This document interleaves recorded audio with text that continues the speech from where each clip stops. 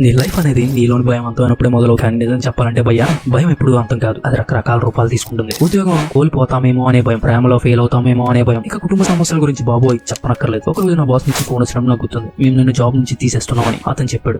ఏంటి నేను 5 ఏళ్ళకి ఇక్కడ ఉన్నాను కదా అని నేను అడిగాను. కానీ ఫైనల్ గా వారికి ఇక నా స్కిల్ అవసరం లేదని తేలింది. ఆ తర్వాత నా లవర్ నన్ను వదిలేసిన సంఘటన గుర్తుంది. మేము ఎప్పటికీ కలిసి ఉండాలని ఒకరికొకరు అనుకున్నాం. కానీ ఆమె కళ అనిపించలేదు. అతి త్వరలోనే అప్పుడు నేను అందరూ చేసేదే చేశాను. వరల్డ్ లో ఉన్న అన్ని లాంగ్వేజెస్ లో ఉన్న లవ్ ఫెయిల్యూర్ సినిమాలని రిపీట్ మూడ్ లో చూశాను. ఇక కుటుంబ సమస్యల గురించి మాట్లాడుకుందాం. ఎప్పుడు పెళ్లి చేసుకుంటావు, ఇంకెప్పుడు పిల్లలు పుడతారని మీ అమ్మ నిన్ను పదే అడుగుతుంది. లేదంటే డ్రీమ్ జాబ్ వదిలేసి ఫైనాన్స్ లోకి వెళ్ళి ఉండాల్సినని మీ నాన్న నిన్ను సతాయిస్తూ ఉంటాడు. కానీ తెలుసా, ఇన్ని జరుగుతున్నా నీ జీవితం ముందుకు సాగుతూనే ఉంటుంది. కొన్నిసార్లు దాని అబ్నార్మల్ చూసి ఎవడైనా నవ్వాల్సిందే. ఎగ్జాంపుల్ కి నీ బెస్ట్ ఫ్రెండ్ కి పంపించాల్సిన టెక్స్ట్ ని అది నీ బాస్ పంపించడం లాంటిది. కాబట్టి ఈ గందరగోళాన్ని మీ లైఫ్ లోకి యాక్సెప్ట్ చేయండి. జీవితం మనపై విసిరేసే ఈ అన్వాంటెడ్ మలుపుల్లోనే మీ ఆనందాన్ని కనుగొనండి. ఎందుకంటే చివరికి మన భయాలను చూసి నవ్వుతూ ముందుకు సాగుతున్నప్పుడే మన నిజమైన లైఫ్ నిజంగా మొదలవుతుంది.